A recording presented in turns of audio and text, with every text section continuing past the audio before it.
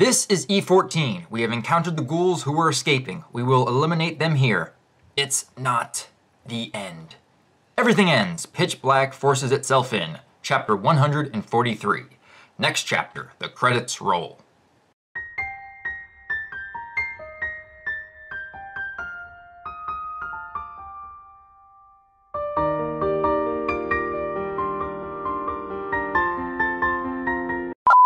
How is it going, everybody? How are you guys all doing? How are you all coping right now with what just transpired in this week's latest chapter of Tokyo Ghoul, chapter number 143, entitled No Title? Now, chapter 143 has big significance within the Tokyo Ghoul fandom, but also the story as a whole, because when you go back to Tokyo Ghoul Part 1, that ended after chapter 143. Now, with this chapter of Tokyo Ghoul 143, many can speculate and theorize, especially with the ending tag of this week's latest chapter, that Tokyo Ghoul also might be coming to an end very, very soon, or we could still be continuing on with the story after this chapter, with months of chapters down the line. We don't know right now, but just judging by that ending tag, it seems that Ishida is wanting us to believe right now that Tokyo Ghoul might be coming to an end very, very soon, because having the title tag at the very end of the chapter saying credits roll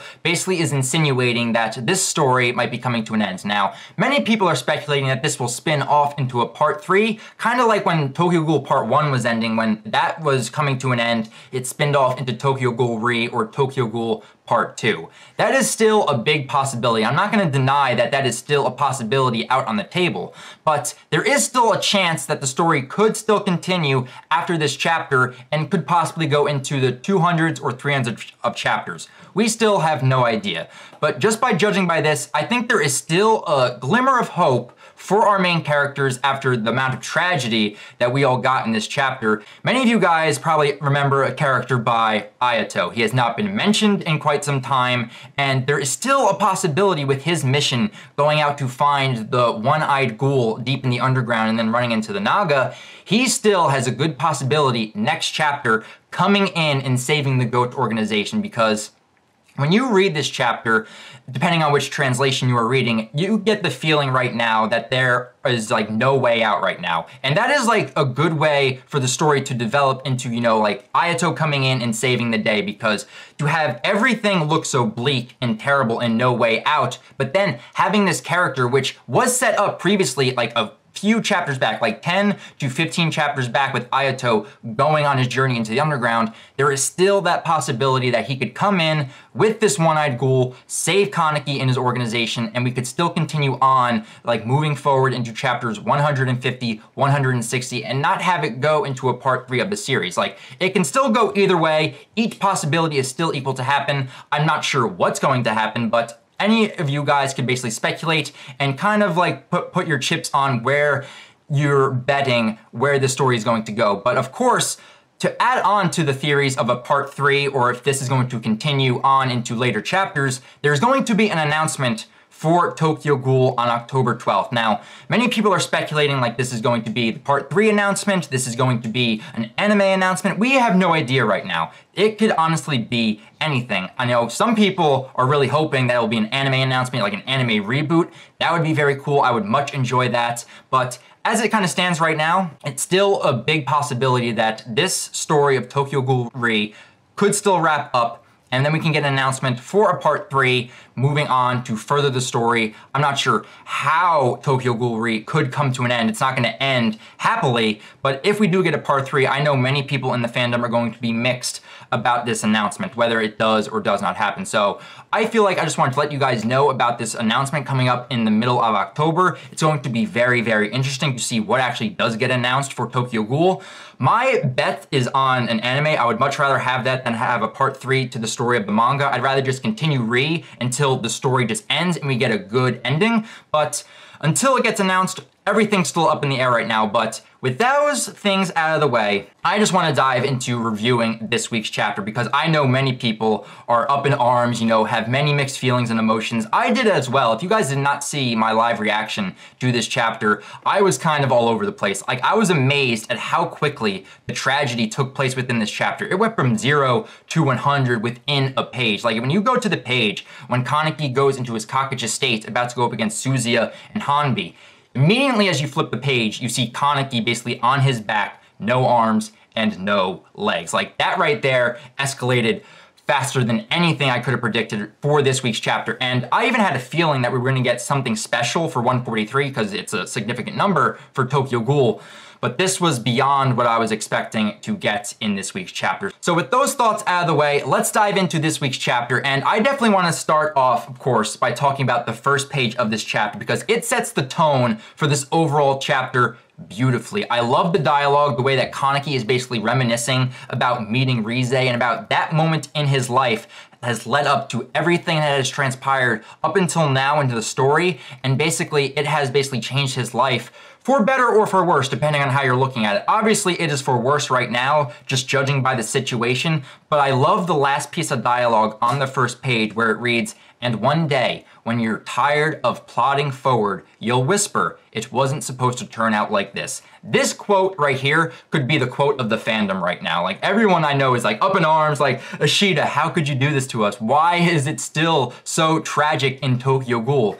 We signed up for it for chapter 1, but I know many people are hoping for a happy ending, me as well. And of course, with the beginning of Tokyo Ghoul Re, when you go back to chapter 1, it kind of talks about, the dark skies, and then soon after the dark skies comes a bright blue sky. I'm paraphrasing right there, but that is how Tokyo Ghoul Re began. So even though right now it seems very bleak, and nothing seems to go right for Kaneki right now, there is still that slimmer of hope with Ayato coming in that could still save the entire group moving into chapter 144 moving forward. So as we move through the pages of this week's chapter, we see Kaneki, entering the underground. This is actually a few moments before he ends up busting in to save Hinami to go against Juzo, but he ends up running into Misa. We see all the white suits and triple blades on the ground, most likely dead or unconscious, but then he ends up running into Naki, and he is technically, as Ashita's putting it, asleep. It's very vague. We don't really know the outcome right now of Naki because it's not basically said outright that he is in fact dead. They basically say that he is sleeping. So we as the fans can interpret this as either being alive or dead. It's up in the air right now. I prefer if Naki wouldn't die, but at this point it seems to be pointing in the direction that Naki might in fact actually be dead. But in my opinion, I think Misa would be a lot more upset if Naki was in fact dead. But as it states in this chapter, Naki gave it his all on his way out. And if he did in fact die, he took a lot of people with him. So that is just good on Naki's part. So Kaneki ends up telling Misa, to go down to E14, and he ends up rushing in to go rescue Hinami. But as he ends up rushing in, we have this nice close-up on his eye where you get to see the anger and frustration coming over his face. But it's at this moment we go into a flashback. And I actually really liked this flashback for one reason in particular, is that it really goes to show why Juzo's mindset is the way it is right now within this current arc. Because Furuta is talking with Juzo, he's explaining about the budgets of the CCG, which honestly Juzo could really care less about when it comes to the CCG, but when he realizes that this could cut the budgets of the medical expenses that the CCG pays, this immediately shows a panel of Shinohara in the hospital. Now, in my live reaction, as soon as I saw this, it all made sense. It connected the dots because I know Juzo does not like Furuta at all. But when it comes to Shinohara and actually keeping him alive within his comatose state, he will do anything to protect Shinohara. So this is like Furuta kind of using some blackmail over Juzo to make him do whatever he wants and actually command him while he's down in the underground. So I love this moment because it really does connect the dots. We have a nice another parallel of just, Juzo throwing the paper airplane that was in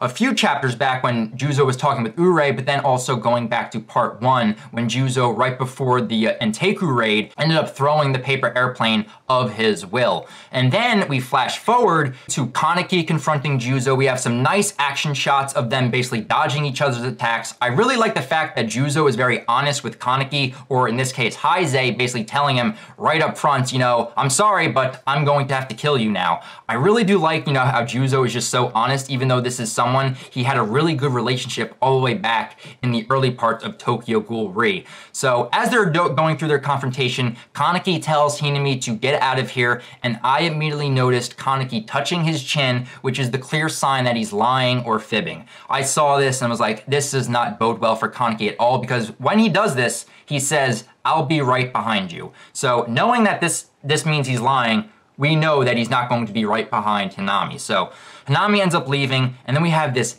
badass shot. Like, these are awesome panels of both Juzo and Hanbi activating their Arata suits. Even though Juzo's looks really, really cool, I have to give my vote to Hanbi because I love the skull mask that he's wearing with his Arata suit. It is very cool, very, very threatening, just overall very cool designs. So we get to see the Arata suits, we get to see Kaneki go into his Kakaja state, which is honestly so cool to see once again. I don't know whether it's half Kakaja or full Kakaja. He didn't go Centipede, but he did activate his Kakaja form, and I was like, this is going to be awesome, this is going to be a great confrontation, and I was really hoping to, you know, get more of this fight, but Ishida decided to not show any of the fight at all, and we flash forward to the end result with Kaneki on his back, on the ground, missing both of his arms and both of his legs. And at this moment, I was like, you gotta be kidding me. How did this happen? And not only do we see Kaneki in this state, we also see that Juzo and Hanbi took a beating during this fight as well. And this is when the chapter just starts to go downhill from here, where we have Furuta standing over Kaneki's body with his troll of a face telling him, "I guess you lost, Kaneki." And it's at this moment where he just starts, you know, monologuing to Kaneki, basically explaining to him that you don't change. I mean, don't you remember in Teiku? You, of all people, are left with a choice. You are selfish. You always think about yourself. I love all the dialogue, even though Furuta in this situation, I just want to smack, but I just love him as a villain in this series. So he ends up, you know, just torturing Kaneki, as Kaneki is basically wiggling like a worm, trying to get out of this situation. He's trying to heal his arms. He can't do it. And then we just, you know, pile on the tragedy as this goes on, because then we have Hajime show up, which shocked me in this situation because he ends up showing the heads of a couple of the Zero Squad members. Now, this right here, I am very upset about because I was hyping up Zero Squad. I was really looking forward to see what they were able to do. We got a few glimpses here and there on the squad, basically showing their moves, but as it turns out, a few of them ended up losing their heads in the process, and this is a little bit disappointing for me because I wanted to see more of Zero Squad, but we're not really going to get the chance. But a thing we don't know about, we only see 2 heads right here. We don't know what happened to Hirako, and we don't know what happened to the other member of the Zero Squad. I'm still having trouble remembering the 3 kids within Zero Squad, but right now 2 out of 3 of them are missing their heads. 2 of them are dead, but we don't really know what happened to Hirako going against Ui and Hajime in that situation.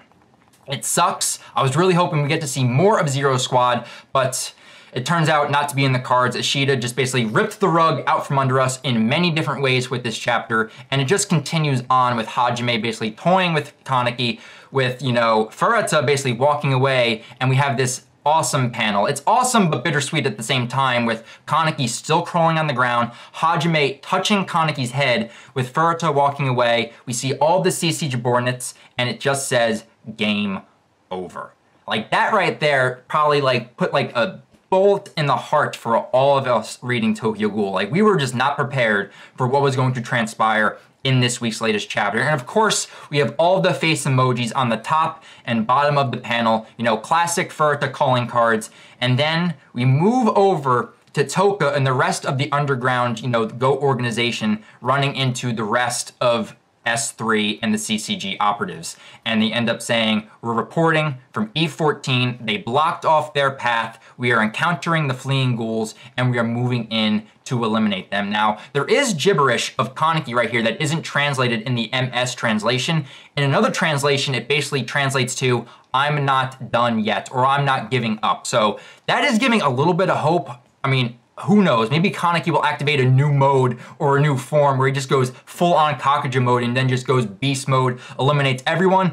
I don't see that happening, and that's why I'm putting all of my chips on Ayato showing up to rescue everyone, to rescue Toka, and to rescue Kaneki with this legendary one-eyed ghoul, because I would feel kind of upset if Ashita just had that story thread and didn't, you know, bring it back into the story. I feel like that would just be a plot point that was just dangling in the air and was never brought up yet again, and we just moved on to a part 3 of the series, you know, flashing forward 2 to 3 years. I really hope that doesn't happen, but I am staying positive with what transpired in this chapter. I know many people are going to have mixed emotions, mixed feelings about this chapter, but overall, when you take all that away, it's still a really good chapter. You guys got to admit that Ashita definitely pulled at the heartstrings and did his job of making us really feel bad for all of our beloved characters that we love in this series, and really hating Furita in the CCG. Even Suzuya, I love Suzuya as a character. He's probably one of my favorite CCG characters out of this entire series. But even right now, I am still upset with him, knowing that he had to go in and fight Kaneki,